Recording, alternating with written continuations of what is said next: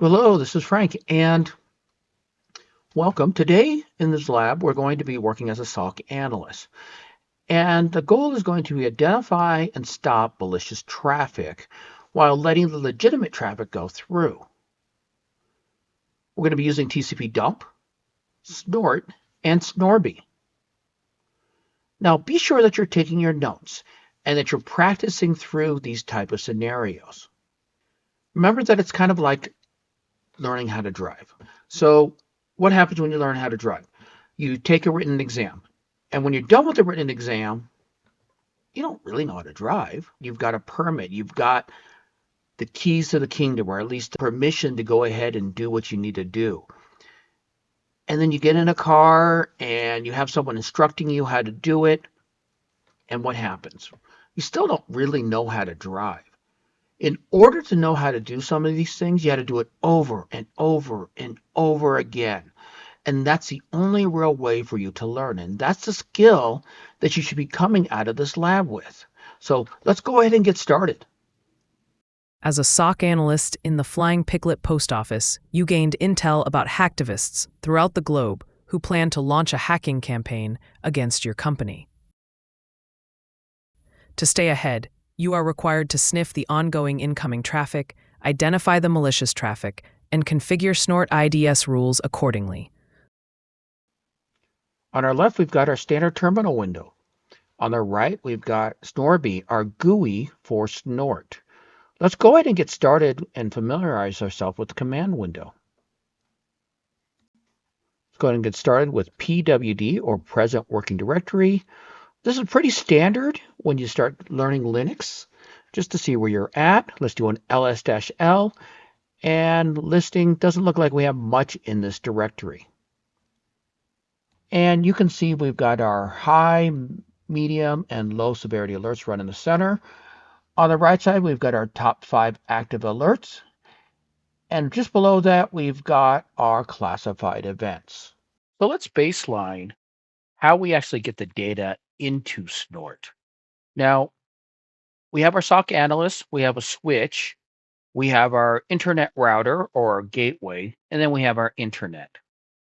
What we need to do first is understand how the data is getting in. So if our SOC analyst tries to just turn on TCP dump right now, what's going to happen is they are going to capture the traffic between the switch and their machine and the router, and mostly pick up that directed traffic or broadcast traffic from other machines. We've got a couple servers here, right? And we've got server A and server B.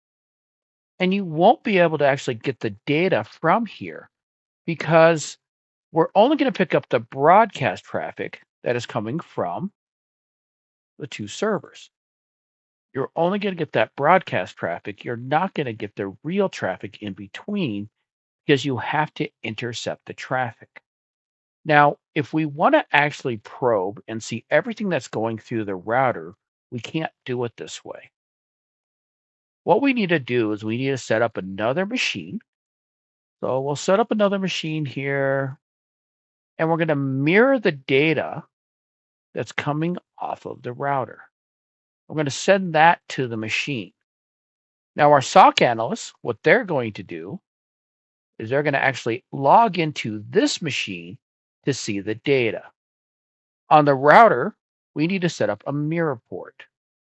So what we're going to do is we're going to set up a mirror, and that mirror is going to send the data. So everything that's coming into the router this way is going to get mirrored over to our Snort server,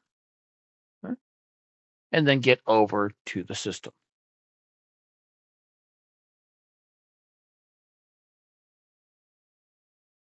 We'll go ahead and start off with a sudo TCPdump, just to make sure the tool is working and see all the traffic that's coming across. Let's go ahead and expand this window out. This is one of the times when having a long screen really helps. Now, one of the things we want to do is make sure we do not capture legitimate traffic. Part of the reason is noise. We have way too much going on. Part of it, honestly, is for privacy. Some of these ports, we don't want to monitor the traffic on. We're not allowed to see what's in that data stream.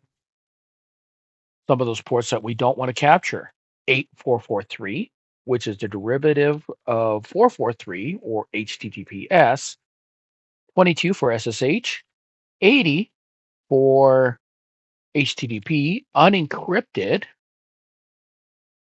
and 3306 for SQL database traffic. To exclude the traffic, we're going to do sudo TCPdump port.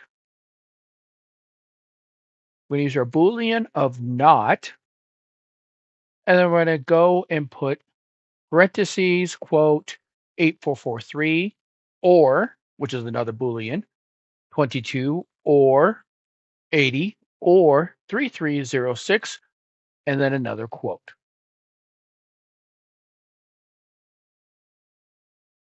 Made a slight mistake, so let me go ahead and fix this first. I was discussing with my students one time that I edited out all the mistakes, and the student actually requested that I leave those in. They said it helps to learn. In this case, the quotes were actually unbalanced, and that would have caused an issue because they had a quote and then you had a tick mark, and they have to be balanced together.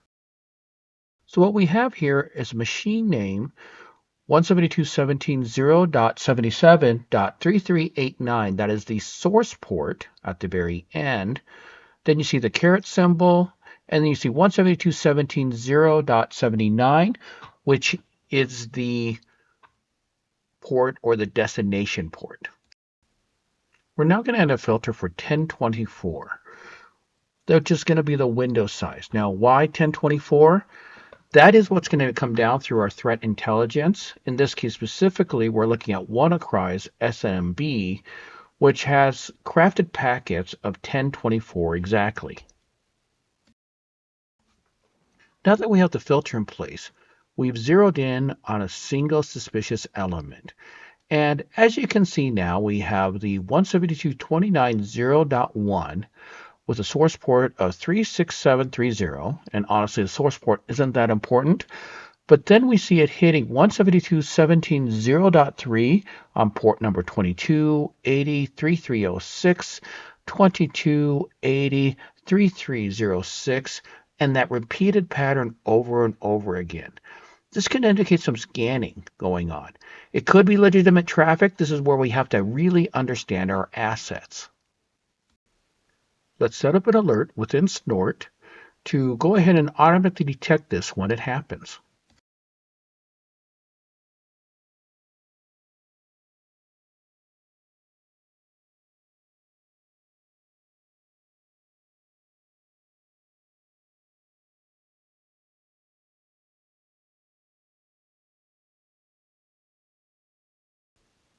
It's a little hard to see because I have the cursor on it, but there's a hashtag there, which means ignore this line. They left this line in there under the Snort rules, local.rules, to leave as an example. We're going to follow the example.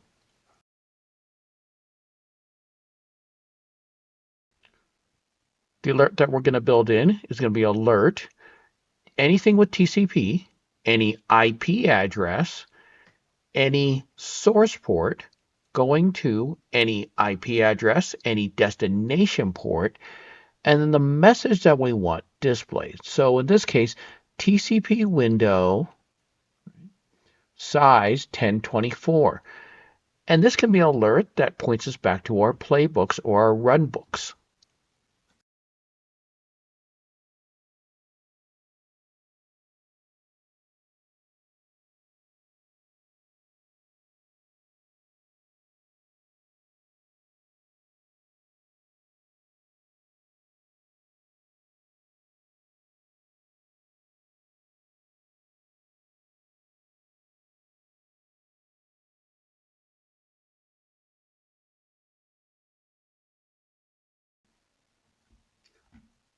We're going to go ahead and exit with Control X and then save it.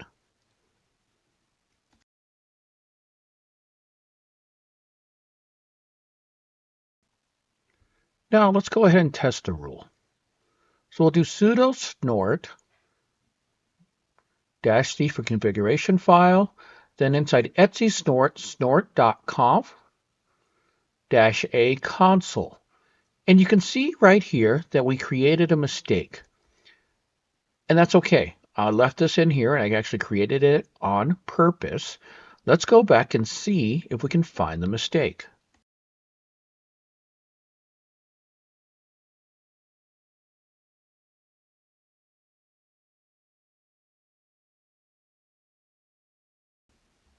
If you see the mistake at the end, I didn't balance out the message. At the very end of the line, there is not another bracket, and that's the reason why it had that fatal error.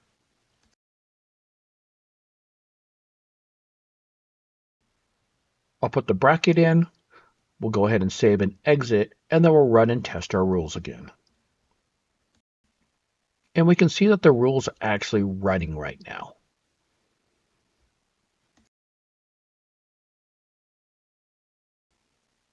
I hit Control C to stop it, and you can see that it's giving me a few metrics. Let's go ahead and start it off again and check out the alerts in Snorby.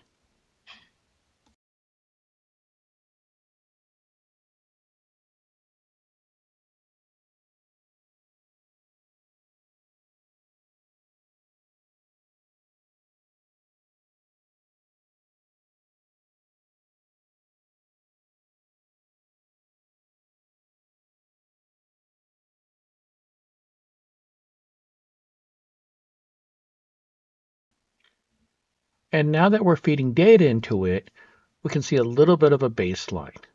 Now the line's a bit flat because we only have one source coming in. However, this is just a demonstration purposes. If this had been a real SOC, you'd probably see a lot more activity.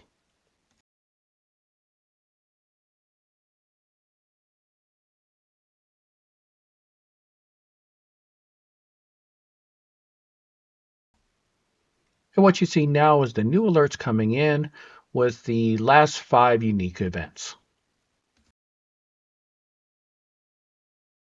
Well, thanks for watching. I hope you found this video educational.